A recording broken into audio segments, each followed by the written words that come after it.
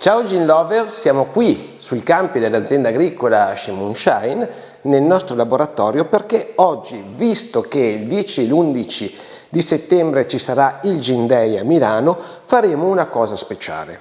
Intanto mi scuso sempre per la mia assenza sul canale, ma per noi l'estate è il momento della coltivazione, quindi sia delle erbe aromatiche sia delle piante da frutto, e quindi è molto difficile poi seguire tutti gli altri nostri impegni come quello che è il nostro canale YouTube, ma anche perché sono venute tante persone sia a fare il corso per diventare Master Distiller di Gin, sia persone che mi hanno chiesto quindi di elaborare la loro ricetta, e proprio per questo oggi vi farò vedere come viene elaborata la ricetta per un amico che viene qui da noi e ci chiede di preparare il suo gin. In questo caso prendiamo la ricetta che ci ha chiesto un amico del Lazio. In questo caso è molto interessante perché l'abbiamo presa in considerazione, perché lui nel suo gin vuole usare un prodotto del territorio. Questo prodotto è un tipo di coltivazione che è famosa all'interno del Lazio e sono le fragoline di Nemi che abbiamo preventivamente essiccato. Naturalmente noi usiamo tutti i prodotti essiccati proprio perché ci danno la possibilità di averli sempre 360 giorni all'anno, e quindi le prove che andiamo a fare sono tutte sul prodotto quindi lavorato in questo modo. Il nostro amico ci ha portato le fragole fresche, noi utilizzando uno dei nostri essiccatori le abbiamo essiccate e così le abbiamo preparate per andare a creare la ricetta del nostro gin. Naturalmente bypasso quello che ha la preparazione che faremo dopo dell'alambicco, quindi ricordatevi alcol 96 volumi alcolici, o potete usare anche una vodka in sua vece che sia già intorno ai 40 volumi alcolici. L'alcol naturalmente andrà tagliato con l'acqua e inserito all'interno dell'alambicco. Il nostro è un piccolo alambicco di saggio degli anni 80-90 che ha una caldaia di circa 50 cl e che ci permette, tramite una modifica che abbiamo fatto con un controller, una sonda di temperatura, di andare a distillare un London Dry Gin in corrente di vapore. Naturalmente utilizzeremo questo piccolo alambicco di saggio perché ci servirà per fare una prova, quindi per darci un'indicazione su quello che sarà il prodotto che poi andremo a distillare all'interno di un alambicco da produzione. L'alambicco di produzione nostro è dall'altra parte, dietro alla telecamera, è un alambicco da 200 litri che lavora in bagnomaria e in corrente di vapore. Naturalmente, quello che dico sempre agli amici che ci vengono a trovare, il prodotto di prova sarà sicuramente di una qualità non paragonabile a quello di produzione, perché intanto all'interno della caldaia abbiamo una distanza fra quello che è l'alcol e le erbe aromatiche che lavoreremo in corrente di vapore solamente di 5 cm, mentre nel nostro alambicco la distanza fra la caldaia e il basket delle erbe aromatiche che lavora in corrente di vapore è circa di 3 metri, quindi c'è un tubo di 3 metri che separa la caldaia quindi dal basket delle erbe aromatiche. Quindi proprio perché lavorare in corrente di vapore vuol dire lavorare in modo più delicato e quindi sottoporre le botaniche a un colore meno intenso di quello che c'è in caldaia, che può raggiungere anche i 95 gradi, le erbe aromatiche invece che sono nel basket e vengono investite solamente dal vapore, che ha una temperatura molto più bassa, che si aggira intorno ai 65 gradi di temperatura. Quindi questo ci permette di lavorare anche con botaniche che purtroppo sono delicate e che sarebbero rovinate dall'alto calore che c'è in caldaia. Una domanda a cui rispondo rispetto agli amici che mi sono venuti a trovare è che non tutte le botaniche sono adatte per essere lavorate in corrente di vapore. La corrente di vapore è una parte della produzione di un gin che serve per preservare l'aroma delle botaniche delicate. Alcune botaniche invece, come il ginepro, amano o comunque danno il massimo della loro del loro gusto, del loro aroma, con calori alti. Quindi sicuramente un ginepro lo andremo a lavorare all'interno invece della caldaia, perché in questo caso il calore quindi che si sviluppa all'interno quindi della parte che verrà riscaldata dove c'è l'alcol, che andrà anche a temperature abbastanza alte, agevola diciamo il ginepro e gli fa uscire quella che è la sua aroma balsamica. Quindi non tutte le botaniche vengono lavorate in corrente di vapore, perché ogni botanica, anche l'assenzio per esempio, necessita di calore per sprigionare il suo aroma, ha bisogno di una lavorazione e dà il meglio con una lavorazione diversa e quindi anche con temperature diverse. Fuori poi dalla corrente di vapore, per le botaniche molto delicate che non sopportano neanche 60-75 gradi, allora in quel caso è necessario utilizzare un rotavapor come quello della Buchi che abbiamo qui da parte a noi. Quindi su botaniche che hanno bisogno di una distillazione a temperature bassissime, il rotavapor riesce anche a distillare intorno ai 25-30 gradi e quindi ci aiuta anche a lavorare botaniche che sono veramente molto sensibili al calore. Dopo questa prefazione ricordiamo sempre che la nostra ricetta prima dobbiamo studiarla, quindi dobbiamo metterci al tavolino e scrivercela cercando di immaginare attraverso quella che è la nostra esperienza quali saranno i sentori che le botaniche rilasceranno in distillazione. E qui è molto importante l'esperienza, perché molti prodotti, molte erbe aromatiche in infusione e in distillazione, e anche diciamo il profumo normale che loro hanno, cambia. Quindi solo l'esperienza e le tante prove che si possono fare ci darà la possibilità di sapere che aroma avrà una determinata botanica una volta distillato. Ci sono botaniche che cambiano notevolmente, come l'assenzio in infusione è amaro, mentre in distillazione ha questo profumo di vaniglia leggermente chimica, o come il coriandolo, sappiamo benissimo di che odore sarà la pianta del coriandolo, ma invece in distillazione ha un aroma fantastica, molto complessa, e infatti è utilizzato in quasi tutti i gin. Poi ci sono prodotti che danno dolcezza, come possono essere i semi di finocchio, altri che danno complessità, prodotti che danno un profumo floreale. Per esempio la salvia sclarea ha un profumo molto delicato e simile agli agrumi in distillazione, ed è molto interessante utilizzarla.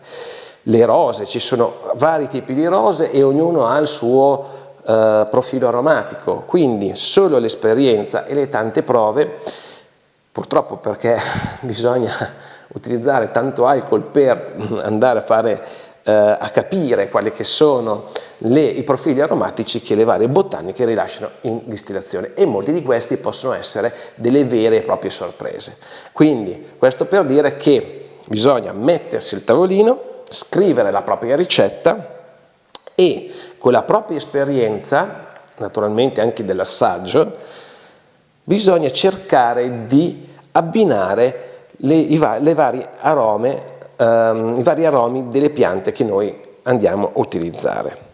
Non è facile, ma col tempo ci si riesce, e in questo caso il nostro amico aveva una richiesta che dovevano essere 21 botaniche, perché il 21 per loro è un numero speciale, e in questo caso siamo andati a inserire nella nostra ricetta 21 botaniche.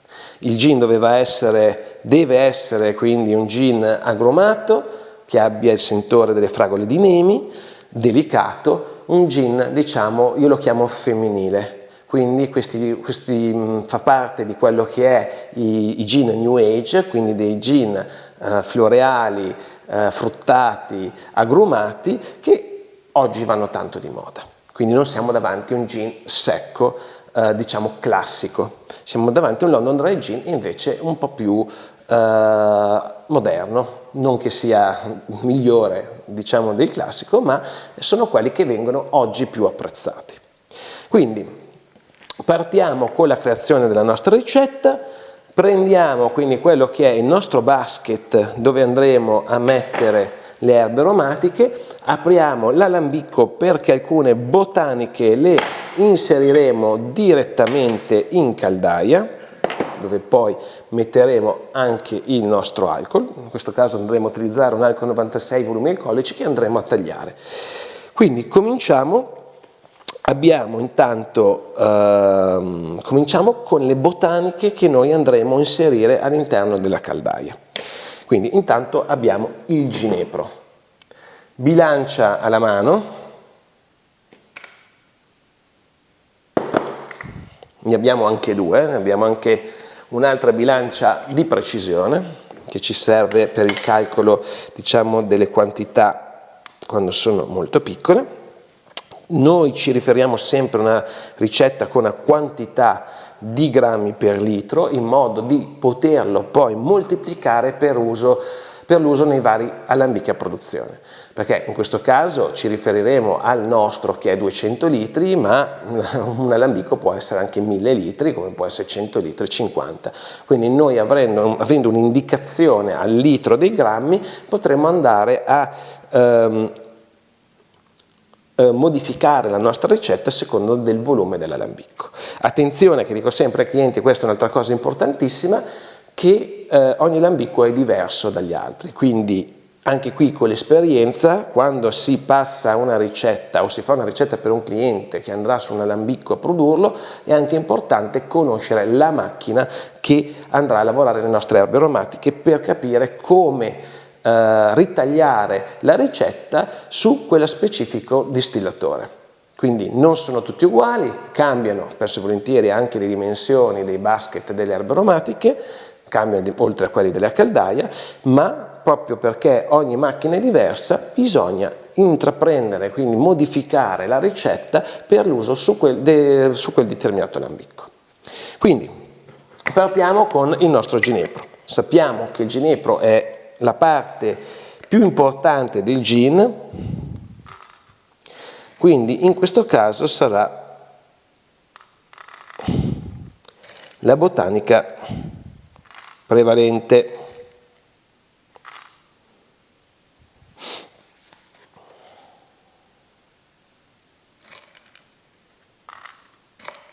Ecco qua,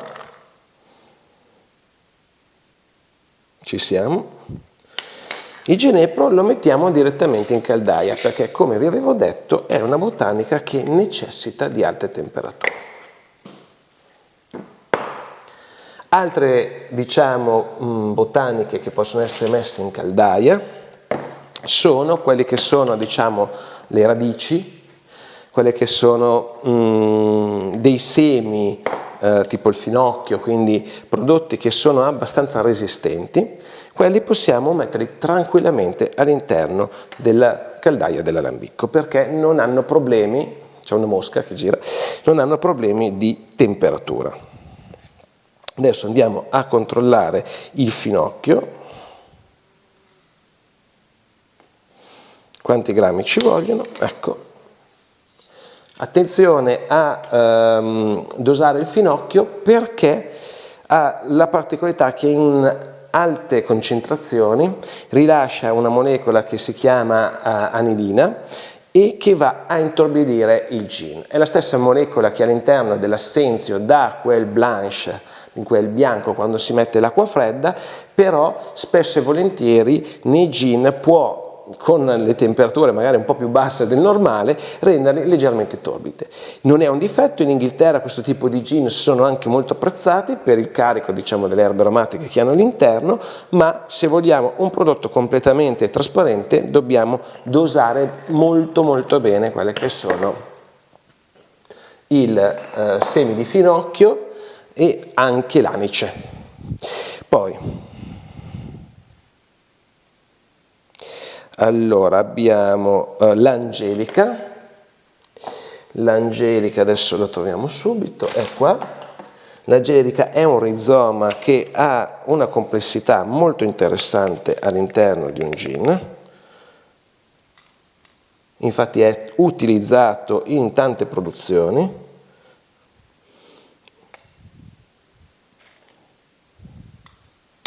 Un altro prodotto che si può utilizzare italiano è il geggiolo, anche quello molto interessante, un po' più costoso dell'angelica, ma anch'esso con un profumo aromatico eccezionale.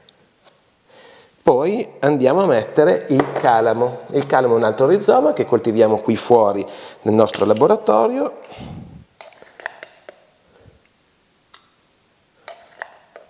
Anch'esso ci dà complessità al prodotto. Ok, giusto. E va in caldaia. Mettiamo il coriandolo.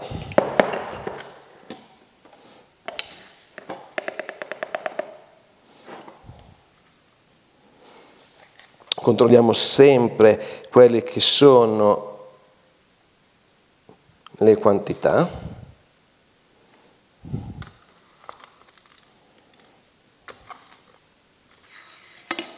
Qui ne ho messo un pochino troppo.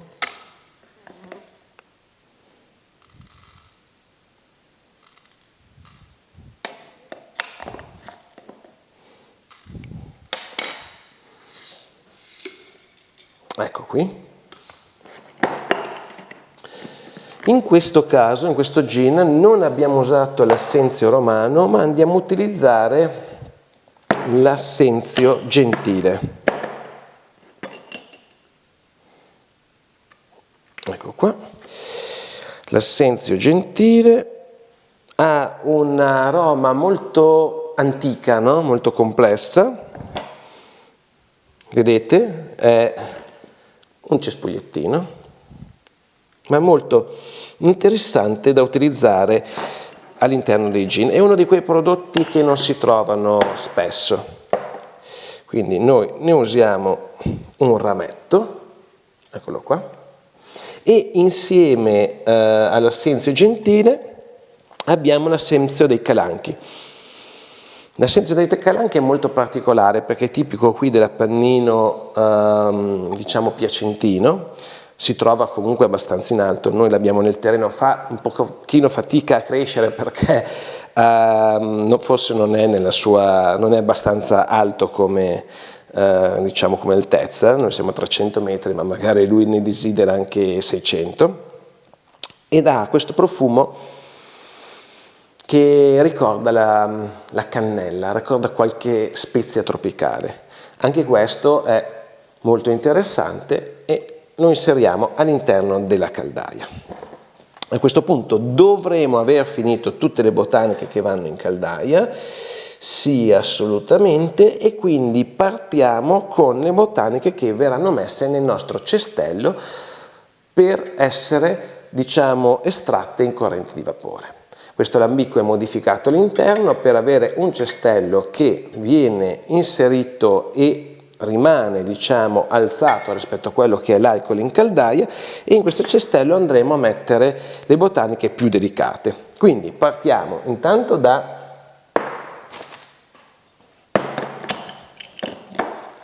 la lavanda.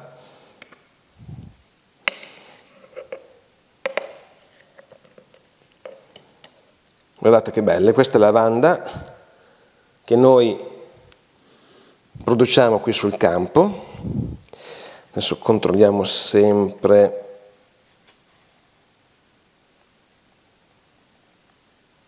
quante ne va messa. Ok.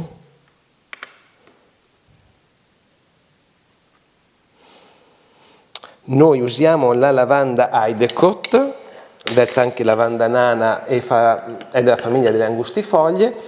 È l'unica lavanda che si può usare insieme, diciamo, a quelle che sono le angustifoglie per uso alimentare, perché contiene poca canfora ed ha un profumo veramente delicato. Qui sul campo abbiamo 3 tipi di lavanda di angustifoglia, abbiamo, diciamo, la classica, quella viola, abbiamo anche la bianca e la rosa, quindi se volete venirci a trovare sono molto interessanti anche vedere le diverse varietà e i profumi che hanno le vari tipi di lavanda. Quindi la lavanda abbiamo inserita, poi mettiamo l'achillea, controlliamo sempre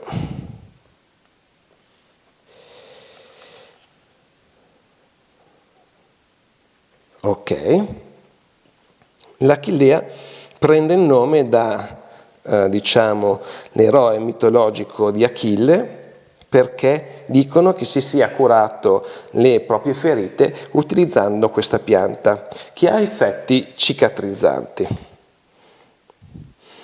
Il suo profumo è fra l'arancio e la camomilla.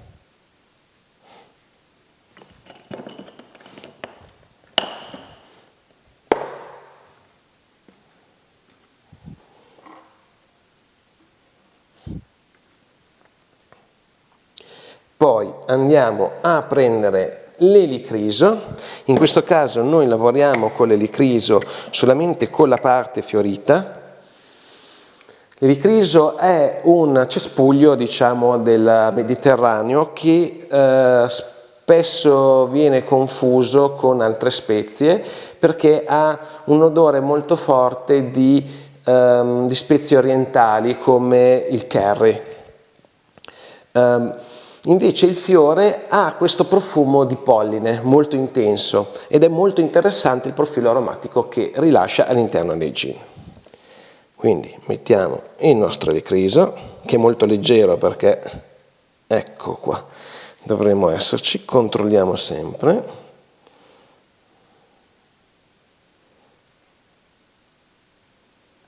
Ok.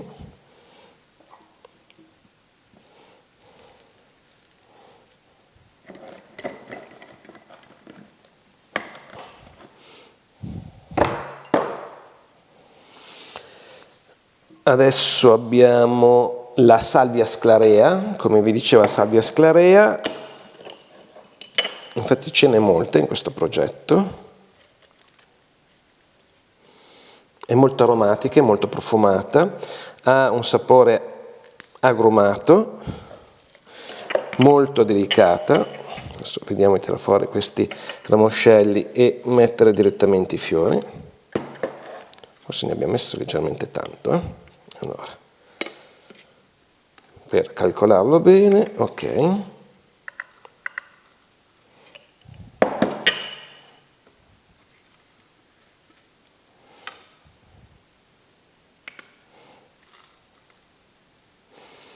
È giusta.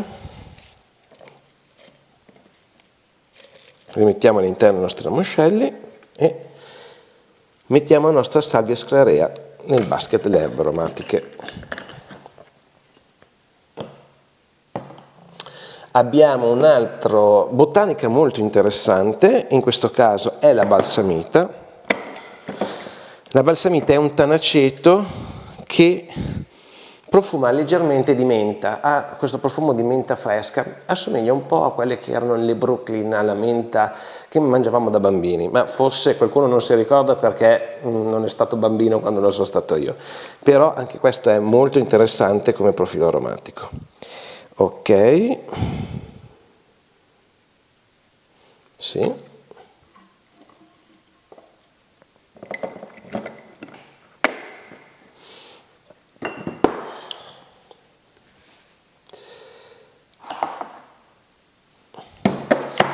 L'altro prodotto molto interessante è il tanaceto crispo, che ha un profumo dolce, è una delle basi del famoso liquore francese della Chartreuse.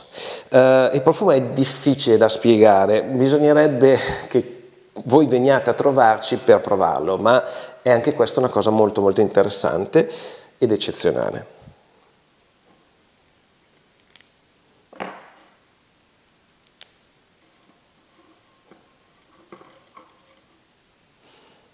Eccolo qua. Poi per noi l'immancabile, l'abrotano. L'abrotano è fa parte delle famiglie delle artemisie, quindi fa parte della famiglia in cui ci sono anche gli assenzi, e siamo molto contenti perché quest'anno ci hanno chiesto il nostro abrotano, che è una pianta ormai che non si coltiva più e noi invece è a base di quasi tutti i nostri progetti, ce l'hanno chiesto per creare un nuovo amaro e siamo molto orgogliosi, quindi fra poco uscirà, adesso a breve, e siamo molto orgogliosi perché per noi lui è stato una delle prime botaniche che abbiamo coltivato. e ha questo profumo erbaceo ma che tende all'agrumato. Ok.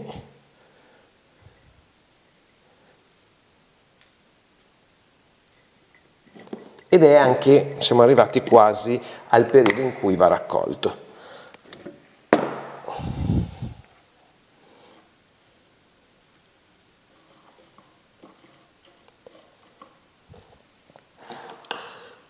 Non da dimenticare la melissa. La melissa è una pianta simile alla menta che cresce naturalmente anche qui da noi nei campi, ma ha un profumo freschissimo di limone. È uno dei miei preferiti, molti utilizzano l'erba luigia, la lemongrass, ma secondo me a differenza dell'erba luigia in distillazione la melissa è molto più fresca e quindi molto più interessante come profilo aromatico. Adesso è troppo leggera, dobbiamo andare sulla bilancia di precisione perché ok.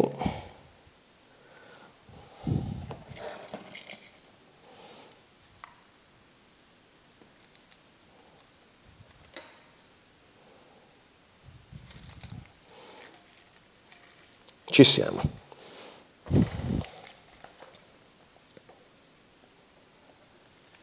Quindi in questo gin utilizzeremo anche erbe aromatiche per dare più forza all'agrume. Quindi non ci sarà all'interno un agrume, ma si avrà un sentore di agrumi dati da tre diciamo, erbe aromatiche in particolare, che sono l'abrotano, la melissa e le nostre rose. Noi coltiviamo una specie di rose molto particolare che ha un profumo simile agli agrumi.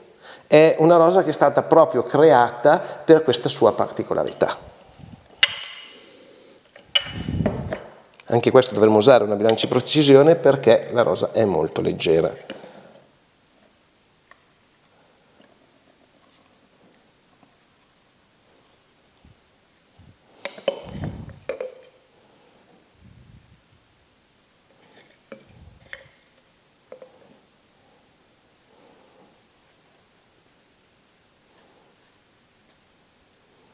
Giusto?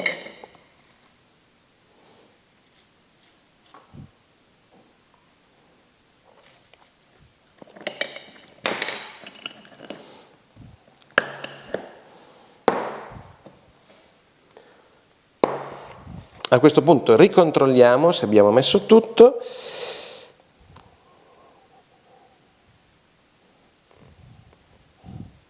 No, abbiamo dimenticato un prodotto che viene sempre dal Lazio e che è la camomilla romana. Eccola qua. Noi la coltiviamo qui sul nostro prato e l'abbiamo scelta perché la camomilla romana, a differenza di quello che noi sentiamo sempre come profumo della camomilla, sa leggermente di fragola, assomiglia un po' il suo profumo a quello che era la bibbabola alla fragola. Quindi andiamo a inserire la camomilla romana.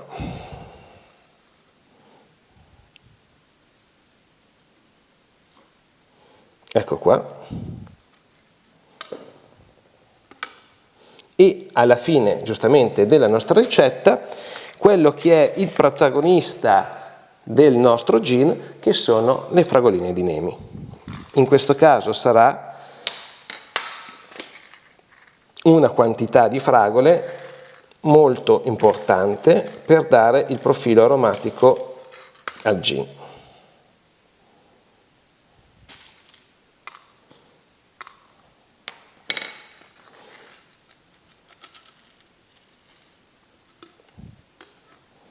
Ecco qui, il nostro gin è pronto, io dico sempre che è anche bello da vedersi, adesso dobbiamo solo distillarlo. Quindi Gin Lover, ci vediamo fra poco perché iniziamo a preparare la distillazione del nostro gin alle fragole di Nemi.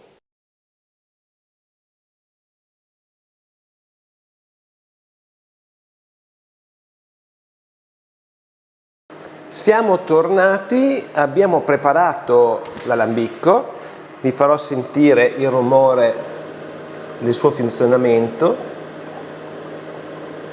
Sentite che c'è dell'acqua che gorgoglia perché questo alambicco riesce a raffreddare autonomamente grazie a una caldaia che è all'interno, quindi non ha bisogno di essere agganciato a una fonte d'acqua e uno scarico per raffreddare la sua colonna, ma dentro ha un reservoir con uno scambiatore di calore, un radiatore, che gli permette quindi di raffreddare i vapori dell'alcol in modo autonomo. Quindi noi adesso abbiamo messo le erbe aromatiche in caldaia, inseriamo quello che è l'alcol. Naturalmente anche qui le percentuali acqua-alcol per la distillazione non sono mai uguali, nel senso che ogni distillatore usa la sua ricetta, quindi potete usare 40 volumi alcolici, ma non è una regola, potete usarne anche di più e forse di meno, non lo so.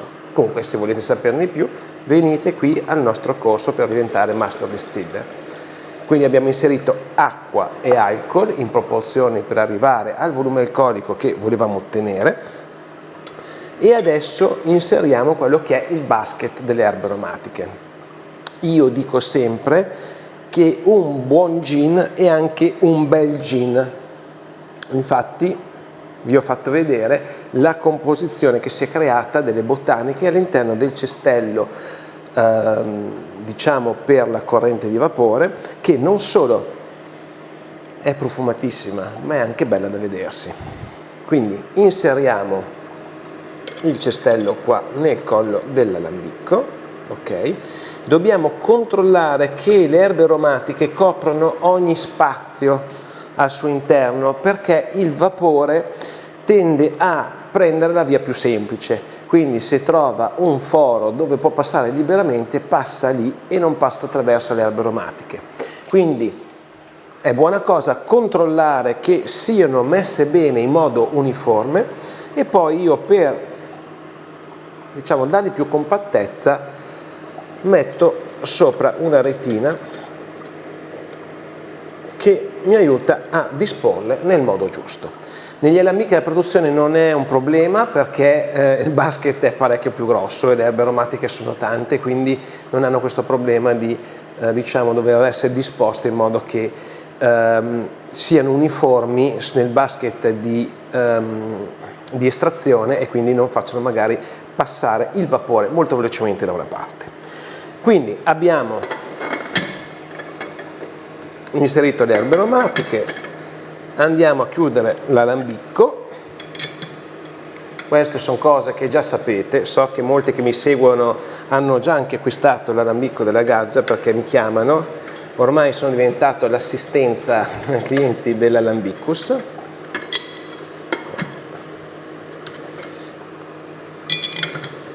D'altronde è una macchina molto carina e non è facile purtroppo trovare alambicchi così piccoli per fare delle prove che funzionano in modo così smart. Ci sono delle aziende, anche l'azienda che produce il mio alambicco ne fa dei tipi, ma non sono così simpatici.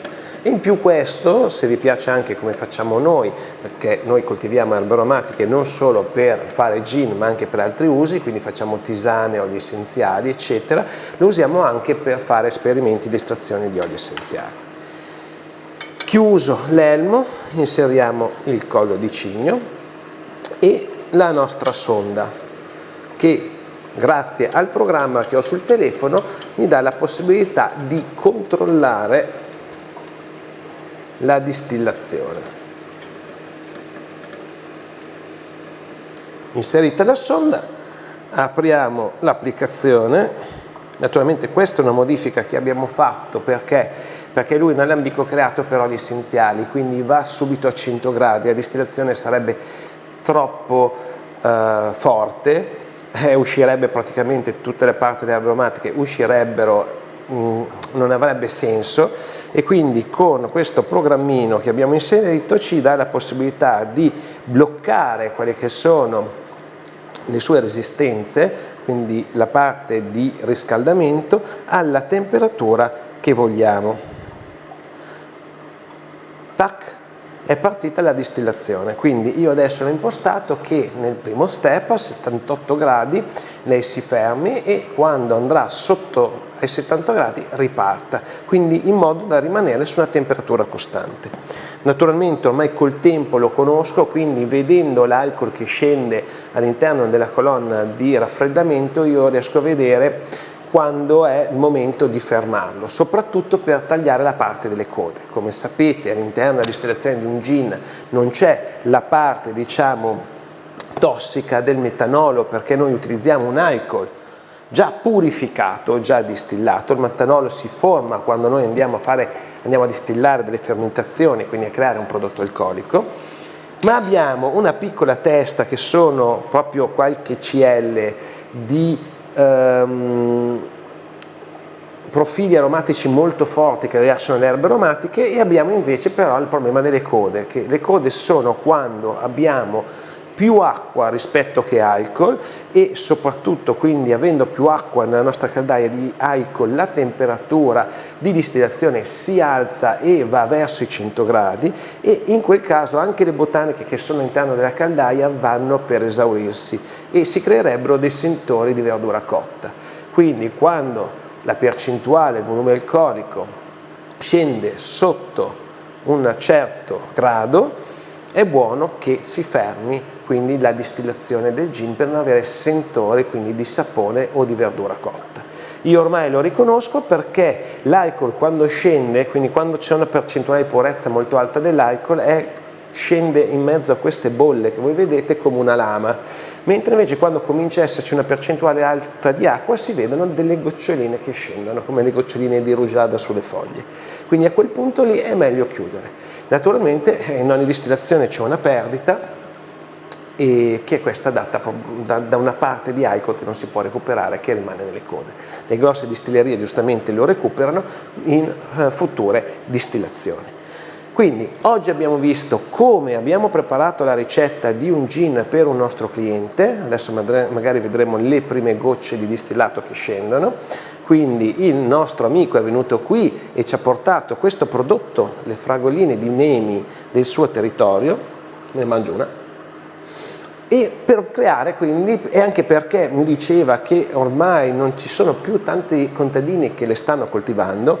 Sì, noi ne abbiamo un tipo simile come fragoline di bosco proprio qui nei nostri campi, e quindi vuole recuperare questo prodotto e dargli anche maggiore notorietà mettendolo all'interno di un gin fresco, floreale, fruttato, agrumato, fatto con le fragoline di Nemi, con le erbe dei campi dell'azienda agricola Shimon-Shine, quindi un prodotto di altissima qualità distillato nel modo top, quindi distillato in corrente di vapore o comunque, come abbiamo visto, in modo misto. Finita quindi la distillazione, noi prepariamo il prodotto in una bottiglia e la spediamo al nostro amico in Lazio in modo che lui possa provare se la prova di produzione è venuta come è nelle sue idee. Quindi fatto questo, se la prova è conforme a quelle che sono le aspettative del nostro amico, allora si partirà con la produzione. Quindi si andrà a preparare la quantità di erbe aromatiche che serviranno per essere utilizzate all'interno dell'amico della produzione, si preparerà tutto quello che è la questione dell'etichettatura, delle ricerche di bottiglie, che oggi purtroppo è difficile perché siamo in un momento che è difficile trovare sia la carta che il vetro, e poi quindi ci sarà la nascita del gin e anche la parte di marketing. Questo che vedete qui invece è un gin per gli altri amici che sono venuti a trovarci da Venezia, con cui abbiamo fatto un gin con uno dei prodotti più antichi della tradizione agricola italiana, che oggi va purtroppo per scomparire, che è il gelso e tutto quello che è la storia del bacco da seta. Quindi oggi avete visto come da un contatto anche lontano, perché questo ragazzo qua è venuto dal Lazio, è nata la ricetta e la produzione di un nuovo gin. Quindi se volete produrre un gin o imparare come farvelo, venite qui, avete trovato i nostri contatti sul sito shimon-shine.it, metteteci un bel like sotto il video. Adesso lo dico, è vero che il mio lavoro non è fare lo youtuber e questi video sono, diciamo, servono per farvi conoscere quello che facciamo qui nella nostra distilleria, ma cominciate a essere in tanti e quindi perché no facciamo crescere il canale. Quindi metteteci un mi piace, iscrivetevi al canale per i nuovi video. Lo so che non sono tanto costante e non ne ho fatto una settimana ma forse uno al mese, ma abbiamo avuto tanti impegni in questo periodo, quest'inverno recupero. Ci vediamo probabilmente lunedì al Gin Day a Milano. I nostri recapiti li trovate su internet, i nostri prodotti li trovate sul sito valtrebbia.shop e, cosa molto interessante, perché abbiamo fatto un altro lavoro impegnativo a Ferragosto, abbiamo risistemato il nostro club a Piacenza che riaprirà il 30 settembre, quindi in esclusiva ve lo dico, il 30 settembre riaprirà dopo 3 anni di chiusura per il Covid il nostro club che si chiama Chez Art. La prima giornata avremo un gruppo musicale fighissimo che viene, diciamo, come idea musicale dal pop rock degli anni 90, che sono i Teen Woodman, ragazzi di saluto. Quindi se vorrete lì faremo cocktail solo utilizzando quelli che sono i nostri prodotti, quindi gin, vermouth ed amari, e i prodotti che abbiamo prodotto per i nostri clienti. Quindi veniteci a trovare, così potete provare i nostri gin direttamente in un cocktail. Ci sarò io, ci sarà Eva e ci sarà tutto lo staff del circolo Chez Art. Ci trovate anche questo su Facebook e su internet e sarà il modo per provare un bel gin tonic con i nostri prodotti.